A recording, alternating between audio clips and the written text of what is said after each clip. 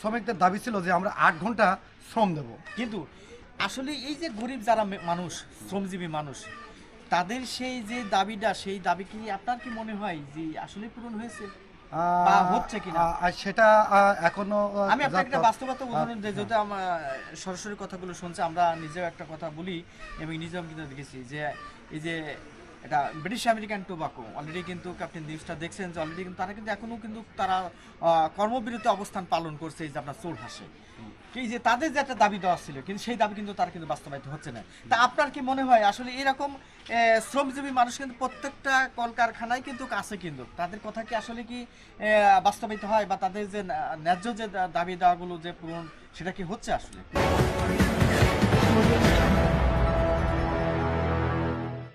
প্রিয় দর্শক, সবাইকে স্বাগত জানাচ্ছি এবং আজ 1 মে এবং এই দিনটা অত্যন্ত একটি তাৎপর্য দিন এবং বিশেষ করে শ্রমজীবী এবং মেহনতি মানুষদের জন্য এই দিনটি অত্যন্ত গুরুত্বপূর্ণ এবং অত্যন্ত তাৎপর্য বহন করে। প্রতি বছরে সারা বিশ্বের পাশাপাশি বাঙালিরাও, বিশেষ করে বাংলাদেশের মানুষ, এই দিনটি বিশেষ করে শ্রমজীবী মানুষ তারা কিন্তু এই দিনটি শ্রদ্ধার সাথেই স্মরণ করে। যদিও এটি আমাদের দেশের থেকে এটা উৎপত্তি নয়, যদিও আমেরিকাতে যে 1986 সালে যে শিকাগো শহরে যে হেগ শহরে লে মার্কেটে যে শ্রমিকরা যে আন্দোলন হয়েছিল, সেই আন্দোলনকে কিন্তু পুলিশের গুলিতে কিন্তু মূলত অসংখ্য শ্রমিক কিন্তু তারা নিহত হয় এবং সেই থেকেই কিন্তু সারা বিশ্বে কিন্তু প্রতি বছর কিন্তু এই 1 মে দিবস হিসেবে এবং আমরা জানি এবং পালন করি। তো আজকের এই মূল কথা এবং মূল বিষয়টা হচ্ছে যে এই যে মে দিবস, আমরা জানি না আসলে তাৎপর্যটা কি, আসলে কীভাবে এই তাৎপর্যটা বহন করতে হয়, সে বিষয়টাই নিয়েই আমি আমার দুজন সাংবাদিককে যুক্ত করব। পাশাপাশি আমার পাশে আমরা বয়োজ্যেষ্ঠ মানুষকে আমাদের দেখতে পাচ্ছি এবং তিনি কিন্তু মূলত একজন এই যে দেখতে পাচ্ছি যে মে দিবসের যে গেঞ্জি, অর্থাৎ আজকে যে প্রতিবাদের যে বিষয়টা সেটা কিন্তু এই গেঞ্জিতে কিন্তু আমরা লেখা দেখতে পাচ্ছি। তো আমরা তো তার কাছ থেকে একটু জানার চেষ্টা করবো যে আসলে মে দিবস সম্পর্কে তিনি আসলে কতটুকু জানার চেষ্টা করে এবং জানেন কিনা। কি আপনার নাম বলবেন চাচা? আপনার নাম? আজমল হোসেন। আজমল হোসেন। এই যে আপনার যে গেঞ্জির উপরে আমি লেখা দেখছি যে মহান মে দিবস, মহান মানে বড় একটা দিন আজকে। এই যে বিশেষ করে শ্রমিক, আপনাকে লেখা যায় শ্রমিক মানেন এক হয়ে গর্ব দেশ নতুন করে। এই যে মে দিবস, এই মে দিবসের আসলে কেন, কি কারণে মে দিবস এবং এই দিনটা কেন পালন করা হয় এটা কি আপনি জানেন কিনা? এবং প্রথমেই আপনার একটা কর্মটা বলবেন, আপনি কি করেন? আমি উডল্যান্ডে চাকরি করেন, তার মানে আপনি একজন শ্রমিক। এই মে দিবস সম্পর্কে আপনি কতটুকু ধারণা আছে এবং কি জানেন আসলে যদি বলতে পারেন? এখন সঠিক তো হয়তো আপনার বলতে পারবো না, কিন্তু এই দিনে যে শ্রমিক যে আন্দোলন হয়েছিল, শ্রমিক যে আন্দোলন করেছিল, তারই একটা ফল এইটা আজকের এই দিন, তারই আজকের এই দিন সেই ফল। তাই আমার কোম্পানির তরফ থেকে এইগুলা পালন করা হয় বা কোম্পানিও পালন করছে, আমরাও তার সঙ্গে পালন করছি। আচ্ছা, সকাল থেকে আপনি কি কি পালন করেছেন আর কি, মানে কি কি কাজগুলো করেছেন? পালন বুঝলাম, কিন্তু কেমন পালন? মানে র্যালি গেছি, তারপরে ওখানে আপনার সব বক্তব্য দিয়েছে, শিল্পকলায় সেখানে বক্তব্য দিয়েছে। র্যালিতে কোনো স্লোগান ছিল নাকি, যে এই স্লোগানটা দিয়েছে নাকি একেবারে নিরাপত্তার সাথে মন মিলিছিল আকারে কোনো স্লোগান ছিল?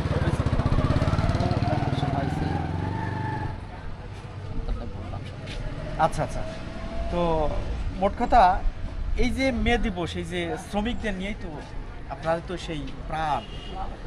আজকে আপনাদের অবদানের কারণেই তো মিল কলকারখানা থেকে শুরু করে সব কিছু চলে আগে। কিন্তু এই যে মে দিবসের যে তাৎপর্য, বিশেষ করে আপনি নিজে বলেন যে আপনি একটা সেক্টরে কাজ করেন, শ্রমিক হিসেবে আছেন আর কি, চাকরি করেন।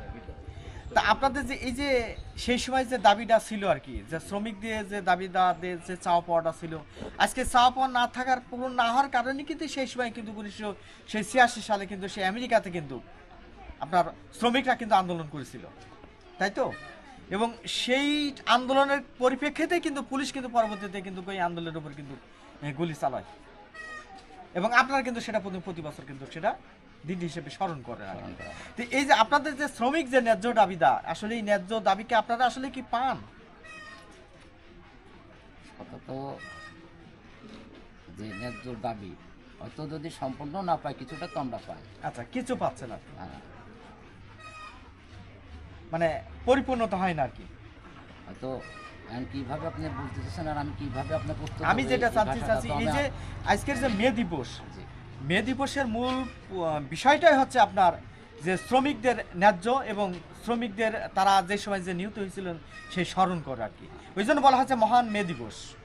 হ্যাঁ উনি বলছেন যে মহান দিবস, কিন্তু আমরা তো অত দূর আপনার যেভাবে আপনারা বলছেন জি, অত দূর আমরা জানি না, যার কারণে আপনার আমি উত্তর হয়তো ঠিকভাবে দিতে পারবো না। হ্যাঁ বুঝতে বুঝতে পারছি। ব্যাপারটা। প্রিয় দর্শক, আমরা শ্রমিকের সাথে কথা বলছিলাম যিনি কিন্তু একটা সেক্টরে কাজ করেন, এবং আজকের এই যে মহান মে দিবস, সেই মহান মে দিবস নিয়ে তার সাথে আমি কথা বলছিলাম। এই বিষয়টি নিয়ে আমার সহকর্মী দুইজন সাংবাদিককে আমি যুক্ত করব, আসলে তাদের সম্পর্কে তাদের কাছ থেকে একটু জানার চেষ্টা করবো যে আসলে এই যে তারাও যেহেতু মাঠ পর্যায়ে এই যে শ্রমিক নিয়ে বিভিন্ন আজকের এই যে মহান মে দিবস, এই মে দিবস নিয়ে যেহেতু তারা কথাবার্তা বলছে, যে তাদের সাথে কথা বলবো। ভাই একটু পাশে আসবেন।